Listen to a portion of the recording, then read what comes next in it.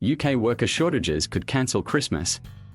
Brexit isn't helping. McDonald's has already been forced to take milkshakes off its menu in the United Kingdom, and Nando's has closed 45 restaurants because it was running out of its signature dish peri chicken. But suppliers are warning of further disruption that means Brits may have to go without holiday staples such as turkey and pigs in blankets when they celebrate the first Christmas after Brexit took full effect. National chicken production has already been cut back by 10%, according to the British Poultry Council, which says that 16% of industry jobs are not currently filled. Christmas turkey production will be slashed by a fifth, the industry group estimates. When you don't have people, you have a problem, and this is something we are seeing across the whole supply chain. The labour crisis is a Brexit issue, and one that has been widely reported across the food and drink sector. Richard Griffiths, chief executive of the British Poultry Council, said in a statement. Supermarkets are warning that shortages could worsen ahead of the crucial holiday shopping period.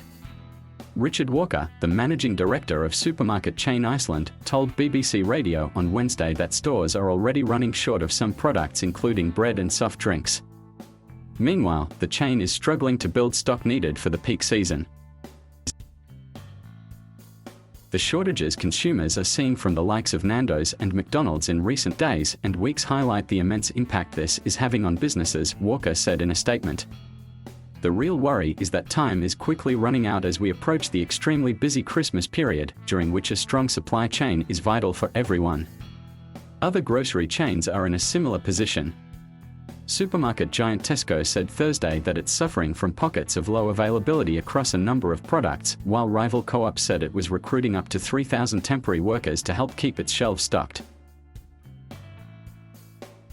The shortages are at a worse level than at any time I have seen, Co-op CEO Steve Murrells told UK newspaper The Times. Industry groups have blamed worker shortages on a tight labour market and an exodus of EU nationals from truck driving, farming and food processing jobs. The Road Haulage Association says the United Kingdom is short around 100,000 truck drivers, 20,000 of whom are EU nationals that left the country after Brexit. Global supply chains are under enormous pressure from coronavirus fallout. And in recent months, staff shortages in Britain were exacerbated by rules that required people to isolate if they came into contact with someone who had been infected with the coronavirus. Those rules have since been scrapped, but the problem isn't going away. Meatpacking plants are suffering from staff shortages of roughly 14%, according to the British Meat Processors Association. Nick Allen, the group's CEO, told the BBC last week that the industry has lost more and more labour back to Europe following Brexit, and it's now running 6 weeks behind on producing pigs in blankets or sausages wrapped in bacon for Christmas meals. We have a highly resilient food supply chain and well-established ways of working with the food sector to address food supply chain disruptions, a UK government spokesperson said in a statement.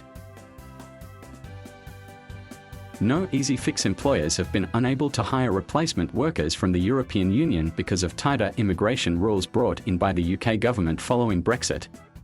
Instead, some companies including Tesco are offering signing bonuses of £1,000 to drivers. But that may not attract enough workers in a labour market with a record 1 million job openings and an unemployment rate under 5%. Walker, from the Supermarket Iceland, said the government has made the truck driver shortage worse by leaving the profession off a skilled worker list that would allow for more immigration.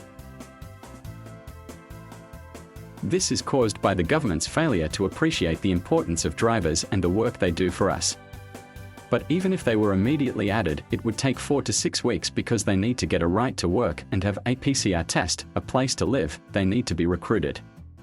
So it's not a light switch that will happen overnight, he told BBC Radio. Helen Dickinson, chief executive of the British Retail Consortium, has called on the government to rapidly increase the number of driving tests taking place for truck drivers, provide temporary visas to EU workers and change how driver training is funded. Griffiths, from the British Poultry Council, said the government should also extend a programme for seasonal agricultural workers to the meat sector.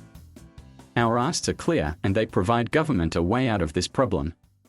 If that means relaxing immigration rules or accepting regulatory alignment with the EU, then these are the steps that must be taken to put British food on the road to recovery, he said. The UK government has announced some measures to increase the number of driving tests for truck drivers. But a spokesperson for the government said that most of the solutions will be driven by industry. We want to see employers make long-term investments in the UK domestic workforce instead of relying on labour from abroad, and our plan for jobs is helping people across the country retrain, build new skills and get back into work, the spokesperson added.